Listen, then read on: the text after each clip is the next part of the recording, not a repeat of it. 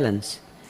I think he's clearly formidable, and I hope he stays in the South African Police Service for many years to come, and he should be in positions where he can make a maximum contribution equal to his talents.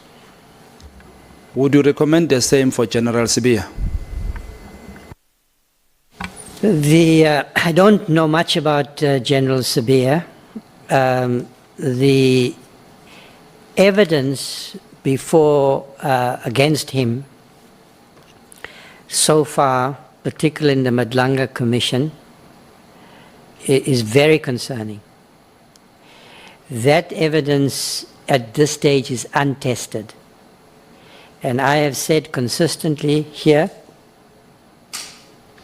that I'm not going to prejudge these matters. I think that would be wrong. In fact, I hope that the public out there also reserve judgment. I noticed that General Sibiya has asked for the opportunity to cross-examine.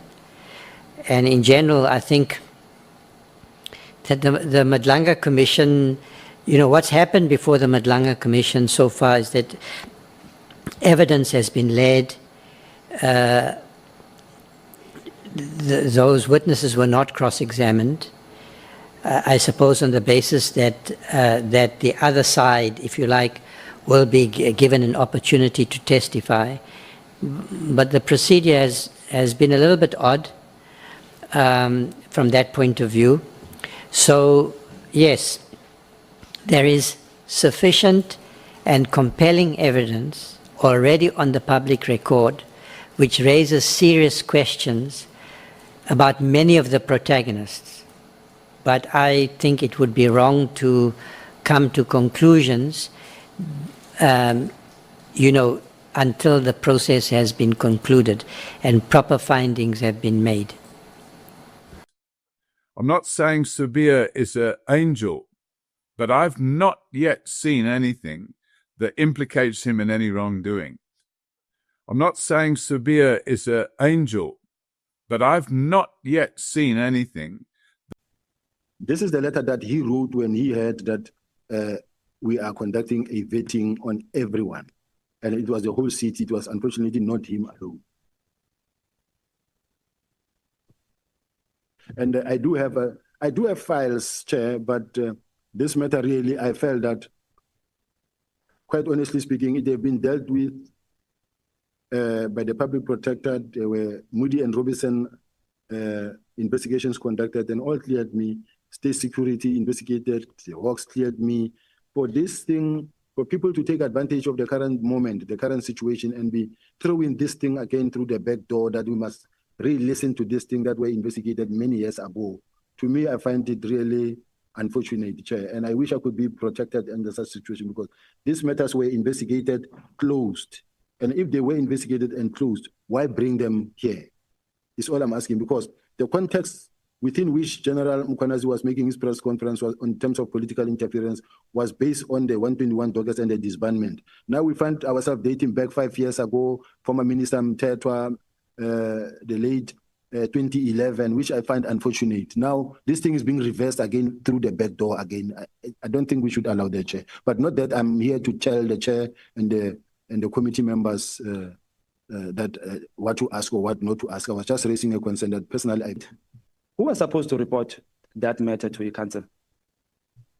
It was the city manager, and all the processes were followed. It went through council, and council approved. So it was not a private deal somewhere in an office.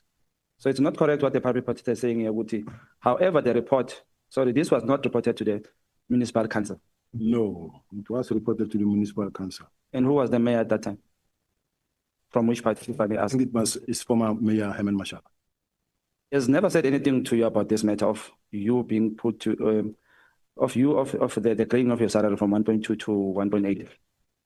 Are you also saying he's the one who appointed you, or the municipal manager at that time? It is the municipality that appointed me. The same applies to the same Mesuli Mlandu himself. The same process that was followed to have mine promoted or increased. his salary, his own salary was increased drastically from where it was to where it is now. So it's the same process. Are you aware that the public protector in his resolution said they must open a case against this issue? Which she did. And what happened to the case? They investigated and the DPP declined to prosecute. All right. No, thank you. Asidluleke lapho mfoko baba. General Mkhwanazi said you procured prohibited equipment in the city of Johannesburg with the assistance of Paul O'Sullivan. And we have seen a letter from the State Security Agency confirming paragraph 4 that you bought equipment. Can you confirm that? General Mkhwanazi ukhuluma into angazazi nje. There's nothing like that. That's what General Mkhwanazi is talking about. Is in his own head, in his own mind. I did explain, Chair, that if you are the head of department of a city, world-class city, and you say we need to bring, to create an office that will carry the office, that where we need to build a war room that is strong, and then you let the IT people sit together in a room in consultation with SSA and say we want to build capacity that will be able to carry the city, so that when we are sitting here, we know that we are able to trace as to how many buildings are hijacked. In the city of Joburg, you do find a situation where you find that they buy tires, but they buy tires every day. There's a car that keeps on replacing tires. Almost in a month, they will replace tires twice in a month, which means they steal tires. There's a car that continues keeping on pouring petrol 2 times, 3 times in a day, which means they steal petrol. Now, you need a system that is able to actually gather such type of information and be able to give you a picture. You need a system that will tell you that how many syndicates are operating within revenue services.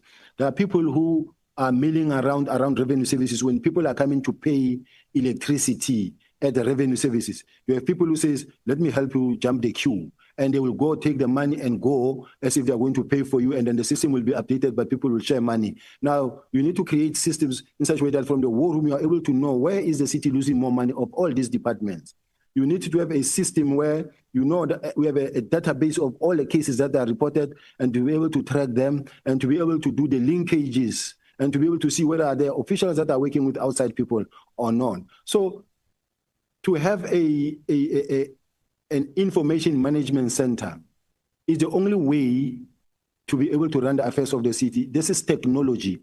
Today we are living in the fourth and fifth industrial revolution. You cannot depend on paperwork that is not able to assist you. So having bought that, I was not the one even who said in the meeting or no who designed those whatever equipment that was said, because I didn't know them. The team that we employed mostly teams that come from state security, crime intelligence, police. Now, these are the people who sat and say, we think we need a camera, this camera that we're going to use when we shoot the videos or the TVs for hijacked properties or during the operations. So it is things like those. There was no grabber because the main bone of contention was apparently I bought a grabber. Now, the state security said there's no grabber, and there is no grabber. And at the same time, if you remember Al Jamaa, they also they made such a statement that says, when you walk past me, I undress you. Because as you walk past me, my system that I have undresses you, takes all the information from your phone. I went to court, and the court ruled in my favor. It's just that they keep on recirculating the same lies. This is what we are sitting with even today. There's no grabber that I ever procured. He even go to an extent of saying, when I was the head of the Hawks, I procured something like a grabber. Being the head of the Hawks, there was General Ramat, and where was he at that time? No. There's no grabber that I procured.